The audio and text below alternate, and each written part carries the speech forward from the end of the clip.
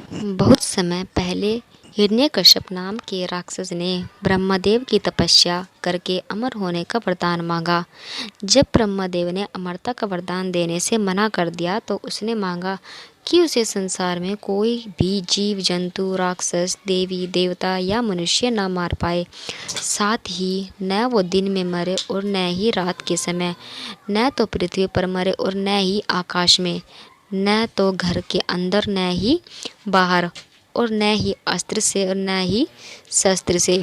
हिरण्यकश्यप की तपस्या से ब्रह्मदेव खुश थे ही, इसलिए अमरता के एक वरदान के बदले उन्होंने ये सारे वरदान उसे दे दिए। इसे पाकर उसने हर जगह तबाही मचाना शुरू कर दिया। उससे मनुष्य ही नहीं देवता भी परेशान रहने लगे। वह अपनी शक्ति से दुर्बलों को सताने लगा। हिरण्यकश्यप से बचने के लिए लोगों को हिरण्यकश्यप की पूजा करनी पड़ती थी।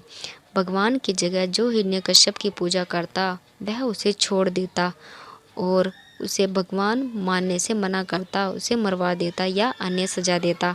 समय के साथ राक्षस हिरण्यकश्यप का आतंक बढ़ता गया। कुछ समय बीतने पर हिरण्यकश्यप के घर भगवान विष्णु के परम भक्त प्रहलाद का जन्म हुआ। हिरण्यकश्यप ने प्रहलाद को कई बार भगवान विष्णु की पूजा करने से मना किया और कहा, मैं ही भगवान हूँ, तुम मेरी आराधना करो। एक बार हिरण्यकश्यप की बात सुनकर प्रहलाद कहते, मेरे सिर्फ एक ही भगवान है और वो भगवान विष्णु है। प्रहलाद की बातें सुनकर हिरण्यकश्यप ने उसे मारने की कई कोशिश की, लेकिन वह सफल नहीं हो पाया।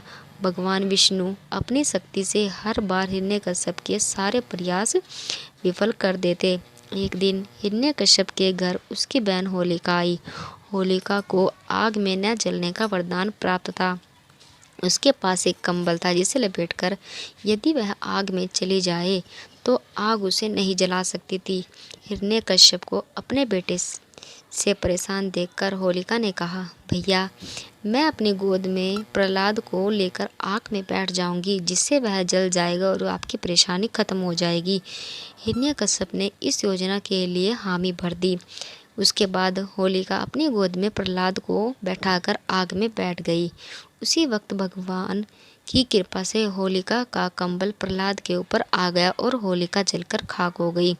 प्रहलाद एक बार फिर प्रभु भगवान विष्णु की कृपा से बच गया। आग में जिस दिन होलिका जलकर भस्म हो गई थी, उसी दिन को आज तक लोग होलिका दहन के नाम से जानते हैं। इसे बुराई पर अच्छाई की जीत के रूप में देखते हैं। वे खुशी में होलिका दहन के अगले दिन रंगों से होली खेली जाती है। कहानी से सीख, बुराई कितनी भी ताकतवर हो, एक दिन जीत अच्छाई की होती है। इसी वजह से हमेशा बुराई का मार्ग छोड़कर अच्छाई को अपनाना चाहिए।